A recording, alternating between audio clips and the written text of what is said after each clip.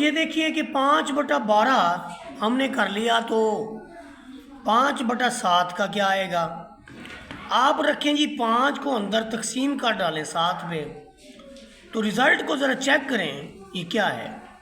0.714285711428 and up to so on. आप देखिए ये यहाँ से यहाँ तक,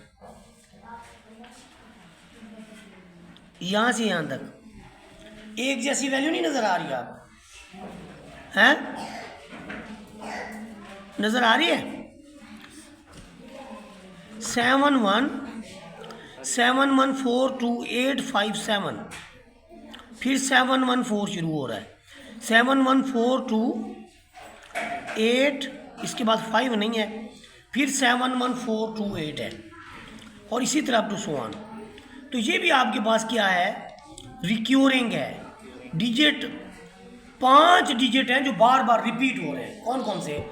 0.71428, फिर 0.71428, आगे भी क्या आएगा 71428, ऐसी तरह से जितनी बार भी तकसीम करेंगे तकसीम पूरी नहीं होगी, बल्कि सिलसिला चलता रहेगा। अब हमने देखना है 16/20 को। ये तो मेरे ख्याल में टर्मिनेटिंग है। ये देखें 16 को आप तकसीम कर दें 20 पे तो 0.8 आता है, यानी ये आपके पास 16/20 है तो 0.8 के इक्वल है। तो फिर ये टर्मिनेटिंग डेसिमल है। कौन सा है जी? Terminating decimal. फिर आपके पास है 9/10, ये भी टर्मिनेटिंग है।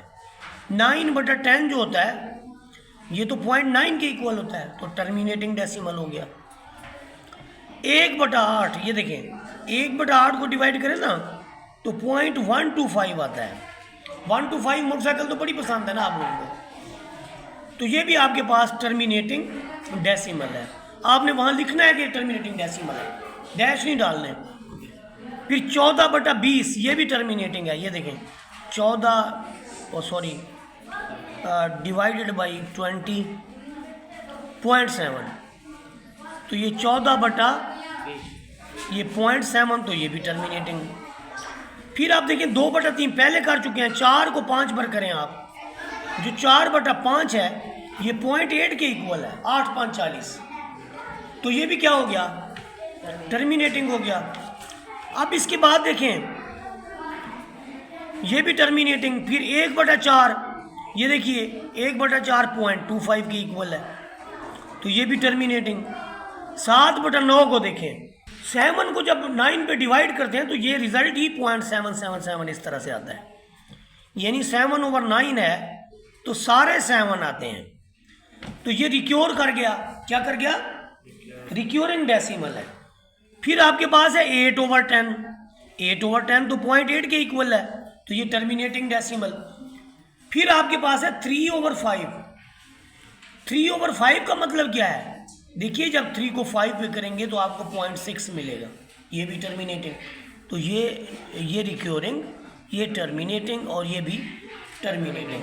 तो यूँ हमारा क्वेश्चन नंबर 1 कंप्लीट हुआ। नंबर 2 के अंदर देखिए separate rational and irrational numbers. आपने इनमें से रैशनल नंबर और इरेशनल नंबर अलग करना है। जो स्क्वायर रूट ऑफ 5 है, ये देखिए 2 हम कॉलम बनाएंगे, एक में हम रैशनल लिखेंगे, एक में हम इरेशनल, तो ये सेपरेशन हो जाएगी। 5 स्क्वायर रूट, ये देखिए पॉइंट के बाद जब आप इसको करते हैं ना, ये देखें आप यहाँ पर स्क्वायर रूट दबा के 5 दबाएं तो पॉइंट के बाद डिजिट, ये कैलकुलेटर ख़त्म हो गया है, लेकिन इसके अलावा ये डिजिट बहुत ज़्यादा है। आप देखें 2.23606, 2.23606, 7977। कहीं पे आपको रेपिटिशन नज़र आ रहा है? कोई रेपिटिशन इसके अंदर नहीं है। नॉन रिक्यूरिंग, नॉन टर्मिनेटिंग, ना ही ख़त्म होता है और ना ही रिपीट होता है, रिक्योर करता है। तो जो नॉन टर्मिनेटिंग, नॉन रिक्योरिंग होगा वही तो इरेशनल होता है। ये सीधा सीधा रैशनल है, P/Q की फॉर्म में लिखा हुआ है, लिखा हुआ है ना। उसके बाद देखिए वैसे भी आप 1 को 7 पे डिवाइड करें, 1/7 तो आपके रिजल्ट में देखिए 0.14285742 आ रहा है।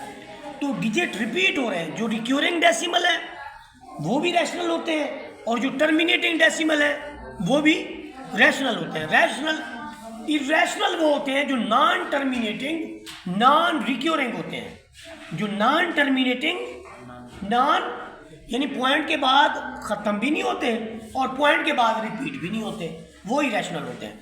तो ये भी आपके पास 1/7 रैशनल, ये वैसे भी फाइनाइट होने की वजह से रैशनल 2.152। ये देखें ये 0.8182 फिर 8182 फिर 8182 क्या कर गया, रिक्योरिंग है ना, रिक्योर कर गया। तो इस वजह से ये भी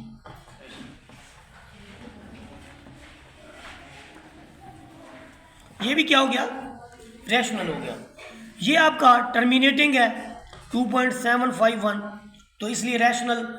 ये भी आपका P/Q की फॉर्म में है, रैशनल। 14 का स्क्वायर रूट ये ही रैशनल।